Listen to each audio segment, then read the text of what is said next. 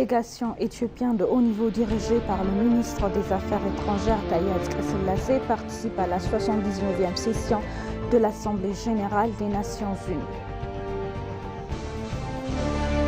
La Banque mondiale a annoncé qu'elle soutient les efforts du gouvernement visant à rendre les services de santé accessibles aux communautés rurales éloignées des villes.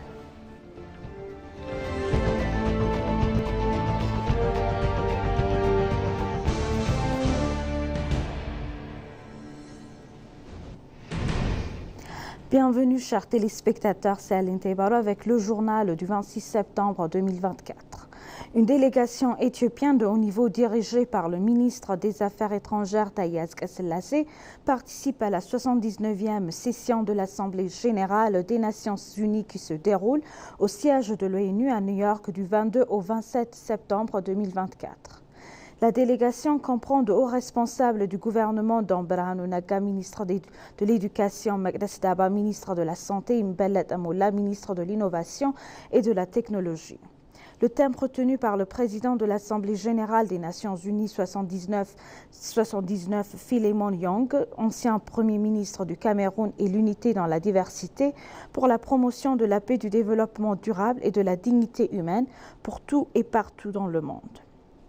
Le ministre des Affaires étrangères Taye Atsqesselase a tenu plusieurs entretiens bilatéraux et multilatéraux pour promouvoir les intérêts de l'Éthiopie sur la scène internationale.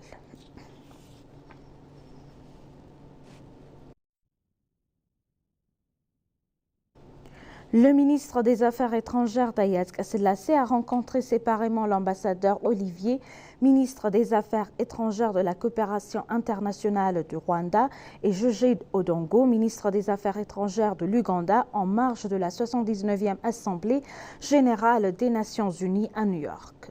Lors de la discussion avec le ministre rwandais, les deux parties ont échangé leurs points de vue sur leur position commune visant à adopter une position unifiée sur l'utilisation juste et équitable des ressources en eau du Nil. Le ministre a mentionné la ratification de l'accord de libre-échange par le Soudan du Sud comme une décision historique qui manifeste le désir des peuples des États du bassin du Nil d'assurer une utilisation équitable et raisonnable du Nil. Les deux ministres ont convenu de se tenir ensemble dans la mise en œuvre de l'accord de libre-échange. La discussion avec le ministre ougandais a notamment porté sur la situation sécuritaire dans la Corne de l'Afrique, en particulier en Somalie, où les deux parties ont souligné la nécessité d'un examen attentif et complet des questions importantes avant toute décision sur un accord post-ATMIS. Concernant le Nil, le ministre des Affaires étrangères a noté que l'Éthiopie se félicite du deuxième sommet du Nil que l'Ouganda a accueilli à la mi-octobre 2024 pour marquer l'étape historique de l'entrée en vigueur du CFA et de la création de la Commission du bassin du Nil.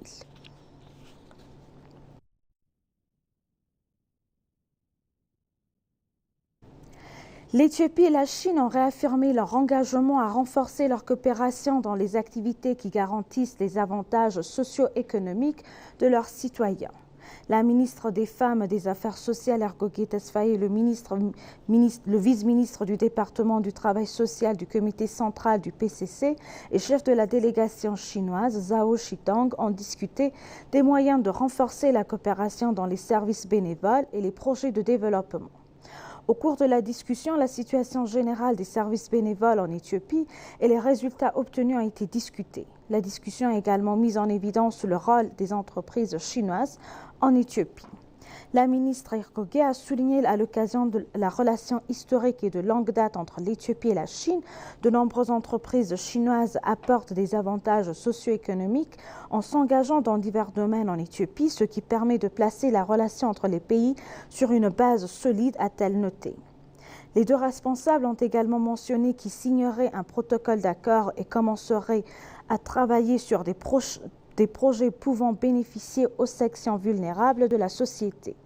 La ministre a révélé que des discussions fructueuses ont eu lieu sur la coopération des programmes et projets de volontariat qui renforcent les relations interpersonnelles.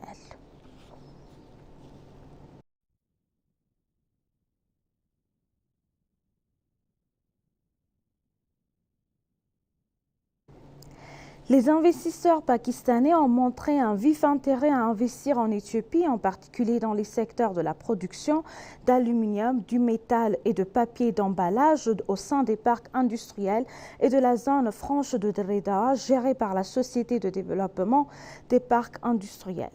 Shfarao Salomon, directeur général des services de projet industriel de la société, a rencontré les investisseurs pakistanais pour discuter des opportunités potentielles de collaboration et d'investissement.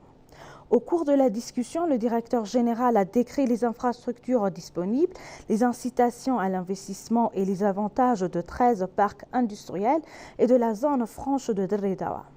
Shfarao a également souligné les avantages de la main-d'œuvre jeune et instruite de l'Éthiopie, du climat d'investissement favorable et du soutien ferme du gouvernement aux parcs industriels comme facteurs idéaux d'investissement. Les investisseurs pakistanais ont pour leur part noté que l'Éthiopie offre des conditions et des opportunités d'investissement favorables et ils effectuent actuellement une visite de pré-investissement pour explorer les opportunités dans les secteurs de l'emballage, en aluminium, en métal et en papier au sein des parcs industriels.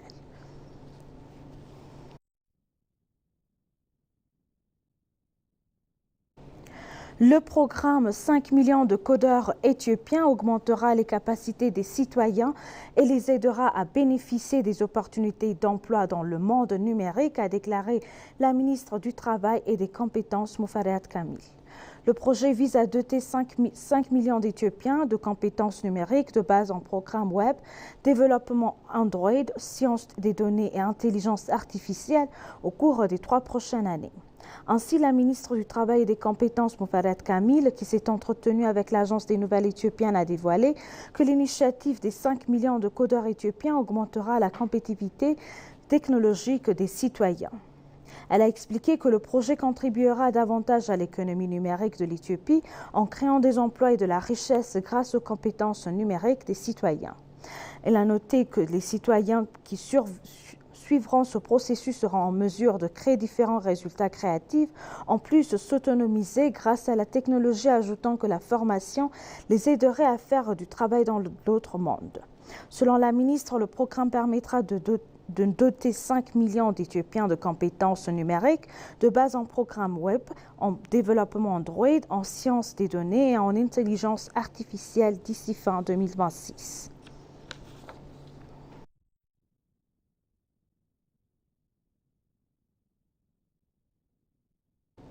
Ethiopian Airlines joue un rôle irremplaçable dans la connexion entre les peuples et la coopération économique avec l'ensemble du continent africain, a déclaré l'ambassadeur d'Italie en Éthiopie, Agostino Pales. Ethiopian Airlines a célébré 6 décennies de services aériens ininterrompus entre l'Éthiopie et l'Italie. À l'occasion, le PDG Mesfin Assa a dévoilé que l'Italie est l'un des premiers et des plus grands marchés d'Ethiopian Airlines, ce qui est en train de devenir un lieu crucial en Europe, avec de deuxièmes points de service vers Milan. Il a ajouté que les services de vol quotidiens d'Ethiopian Airlines vers Rome et Milan ont donné à ses précieux clients de la région la possibilité de se connecter de manière transparente à plus de 64 et plus de 139 destinations d'Ethiopian Airlines en Afrique et dans le monde respectivement. L'ambassadeur d'Italie en Éthiopie, Agostino Pales, a indiqué que la contribution d'Ethiopian Airlines au cours des 60 dernières années a été immense. Il a ajouté qu'elle a joué un rôle irremplaçable dans la connexion des peuples et la coopération économique, non seulement avec l'Éthiopie, mais aussi avec l'ensemble du continent africain.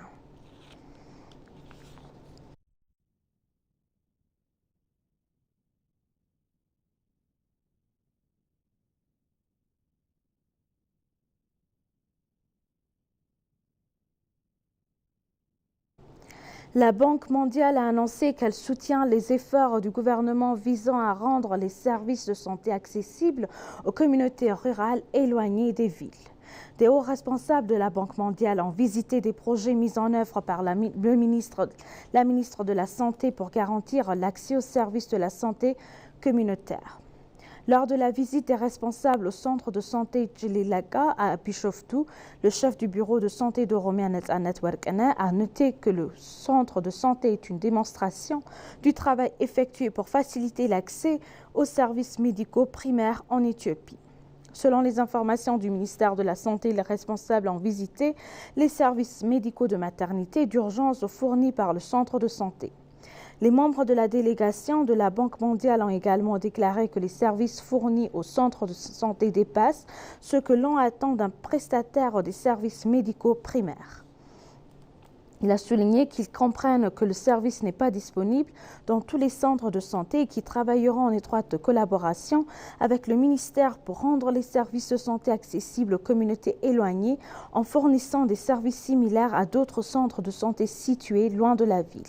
La délégation a également visité la phase de construction du laboratoire de qualité de l'agence éthiopienne de contrôle des aliments et des drogues qui est en cours de construction.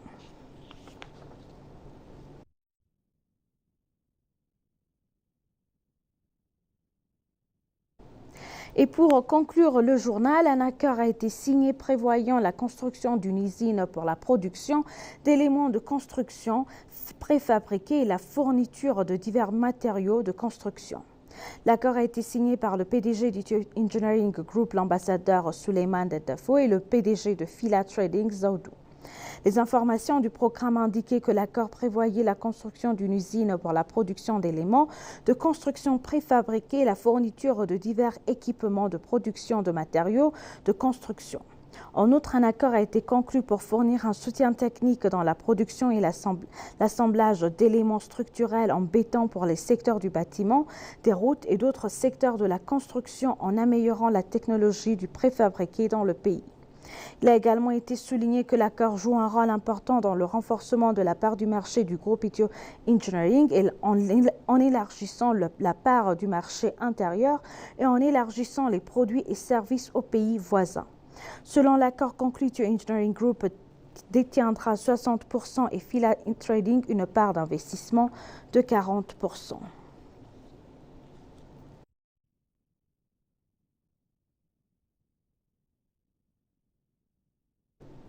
Chers téléspectateurs, nous vous rappelons les titres principaux. Une délégation éthiopienne de haut niveau dirigée par le ministre des Affaires étrangères Haïlé Selassie participe à la 79e session de l'Assemblée générale des Nations unies.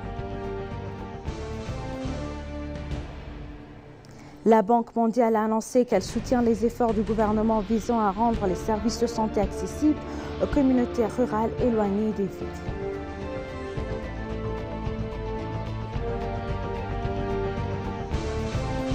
Merci chers téléspectateurs, c'est la fin du journal, c'était Aline Taibaro avec le journal. Restez avec nous avec le reste du programme et bonne fête de Meskel à tous les Éthiopiens.